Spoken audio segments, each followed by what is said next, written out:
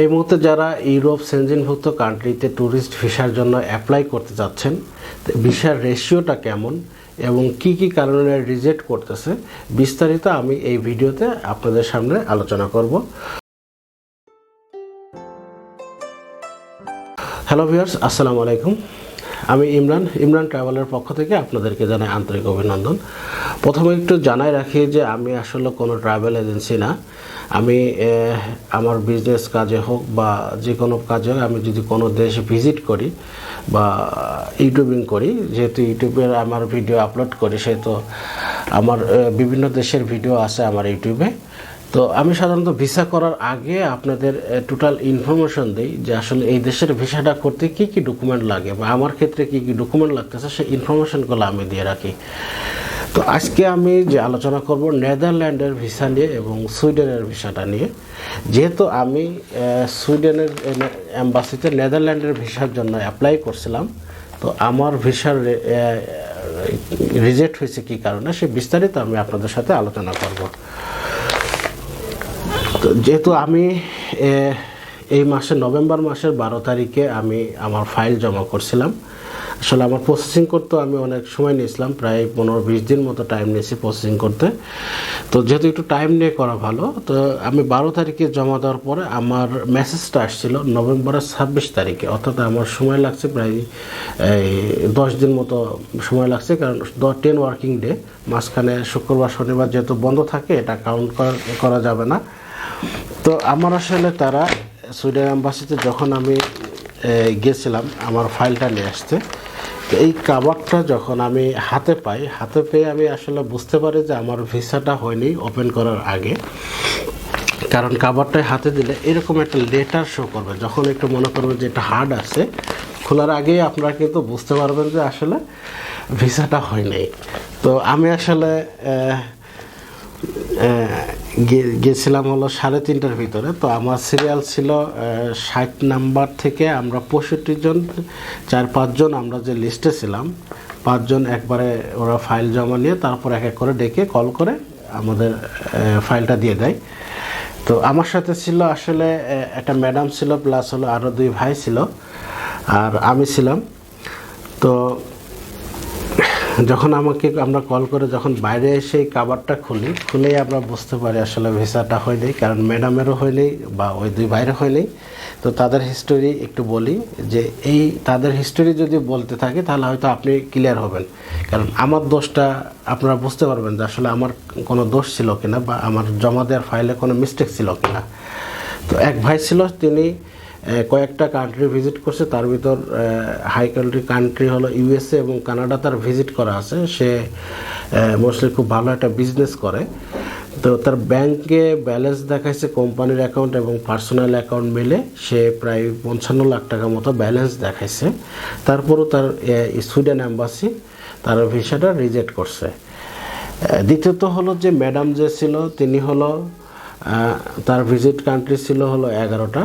সে আমাকে যখন শেয়ার করলো আর কি, আমি তাকে জিজ্ঞেস করছিলাম এবং তার অ্যামাউন্ট জাস্ট দেখাইছে মনে হয় 12-13 লাখ টাকা মতো দেখাইছে, বললো, পুরোটা ক্লিয়ার বললো না আর কি, অ্যামাউন্টের কথাটা আমাকে বলে নাই। সে আমাকে বলছে যে 10+ আর কি। তো আমি বুঝে নিতে পারি যে 11 থেকে 12 লাখ টাকা সে দেখাইছে। তো যেহেতু তার ট্রাভেল হিস্ট্রিও ভালো, কিন্তু আর মেয়েদের সাধারণত ভিসা অনেক ক্ষেত্রে হয়ে যায়, কিন্তু এই ম্যাডামের হয় নাই।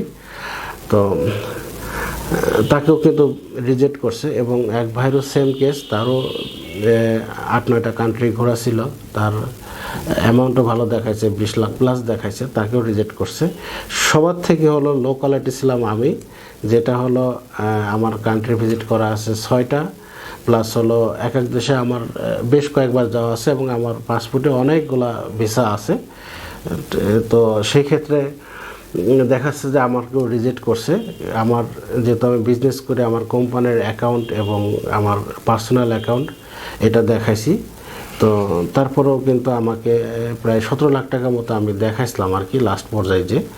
তো তারপরে আমার ভিসাটা রিজেক্ট করছে। তো তারা আসলে এখন আমরা 4টা এই রিজেক্ট যে লেটার যেটা আছে, এই লেটারটা বাইর করে আমরা 4 জনেই চেক করলাম যে কী কী কারণে তারা আমাদেরকে আসলে রিজেক্ট করছে। তো তারা আমাদের যেটা দেশে যে এখানে কতগুলো তাদের আর্টিকেল আছে, এখানে 1 থেকে 17টা আর্টিকেল আছে আর কি, এরকম 17টা আর্টিকেল তারা লিস্ট করে রাখছে। এটা আমি আপনাদেরকে দেখাই, এরকম যে এটা 17টা আর্টিকেল লেখা আছে। এই আর্টিকেলের ভিতরে এটা হলো এই যে এই পাশের 1 থেকে এরকম 17টা আর্টিকেল। তো তারা যেটা ডাউট ফিল করে ঠিক সেই জায়গায় এরকম ক্রস দিয়ে রাখে, আমি আপনাদেরকে দেখাই ভিডিওতে, এরকম ক্রস দিয়ে রাখে যে এইটা এই কারণে তারা আমাদেরকে ভিসাটা রিজেক্ট করে। তো এখানে আমাদেরকে 2টা কারণ তারা বলছে যে আমার এই মুহূর্তে তারা আমার ডাউট করতেছে যে আমি ইউরোপে যে আর দেশে ফিরবো না, এরকম কিছু কজ দেখে আমাদেরকে রিজেক্ট করছে। তো শুধুমাত্র আমার আগে যে যারা ফাইল নিয়ে গেছে তাদের একটা মুরব্বী, সেটা হলো 70+ আর কি, 70+ হবে তার এজটা। সেই মুরব্বী আঙ্কেলের আসলে ভিসাটা হয়েছে, ওনার যখন ফাইলটা উনি খোলে নাই, তো আমরা যখন হাত দিয়ে এভাবে দেখছি, এভাবে যখন হাত দিয়ে দেখছি তখন বুঝতে পারছি তার ভিসাটা হয়েছে।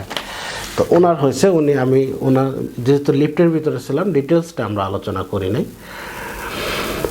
তো এটা হচ্ছে ভিসার রিজেক্টের হার। অনেকে আসছে যে ভিসা রিজেক্ট হলে আসলে ভিডিও করতে চায় না, আমি করতে চাই, কারণ আসলে এর ভিতরে অনেক ভুল ত্রুটি থাকে, অনেকেরই জানা অজানা। কারণ আমরা সবাই কিন্তু বিভিন্ন ট্রাভেল এজেন্সির লোভে পড়ে কিন্তু অ্যাপ্লাই করি। আসলে অনেকে সাজেস্ট করে না যে ভাই আপনার ফাইলটা এখন আমাদেরকে দেন, আমরা চেক করে দেখি আসলে আপনি ক্যাপেবল কিনা।